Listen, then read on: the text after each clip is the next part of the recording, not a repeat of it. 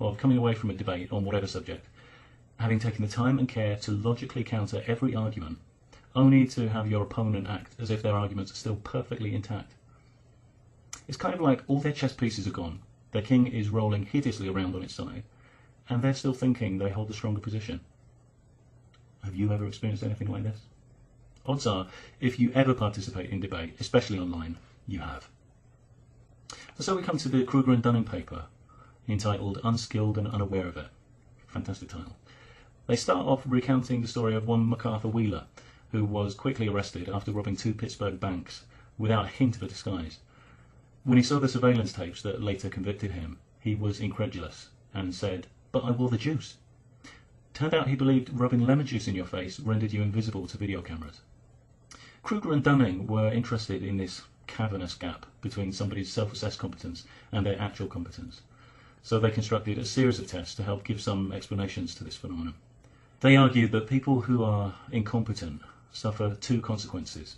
1, their incompetence leads them to make poor choices, but 2, and this is the crux, their incompetence prevents them from realising they're making poor choices. They'll instead tend to put their failure down to other factors, mostly external, and in that way they remain under the blissful illusion that they're actually doing quite well. Dunning and Kruger suggest that the skills involved in being competent in some area are often the same skills needed to evaluate that competence. An example that springs to my mind is debate. The skills needed to put forward a logical argument are the same ones needed to recognise a logical argument. So the skills for doing and assessing go together. Dunning and Kruger suggest incompetent people lack something called metacognition, which refers to an individual's knowledge about their own cognitive processes. So Dunning and Kruger got a load of volunteers in, as is often the case, they were university undergraduates, and tested them in various areas that require some knowledge, some skill and discrimination. The first area was humour. Volunteers were asked to rate the jokes for humour on the same scale as the professional comedians. Then they were asked to rate their ability to determine what was generally considered funny. This is the result. It's clear to see that the most incompetent, the bottom quartile, demonstrate a huge disparity between their perceived ability and actual scores.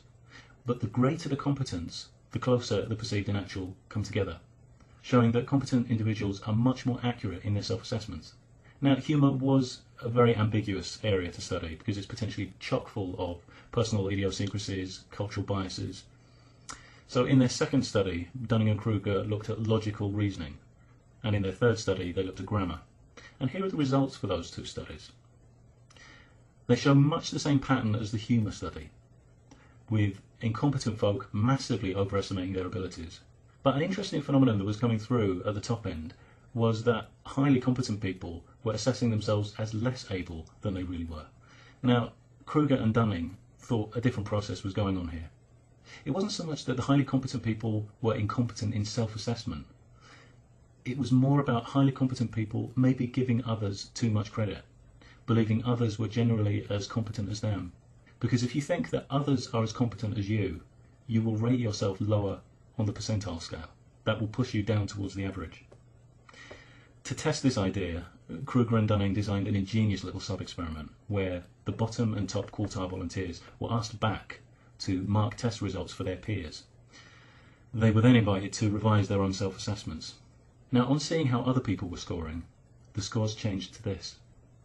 The top quartile, now alerted to other people's actual performance and recognising the true competence levels of their peers, revised their scores and now assess their own performance much more accurately in relation to others. But the bottom, still unable to recognise competence in themselves or others, stayed pretty much the same, scoring hopelessly wide of the mark. Now, it's not all doom and gloom for the people at the bottom. The study went on to show that training in any area, like social reasoning for instance, will not only lead to more accurate self-assessment, but also more accurate assessment of other people's competence. But then it does beg the question, how do you even know if you're at the bottom percentile? Well, I guess some independently graded testing would be one way of going about verifying your competence in whatever areas you were interested in.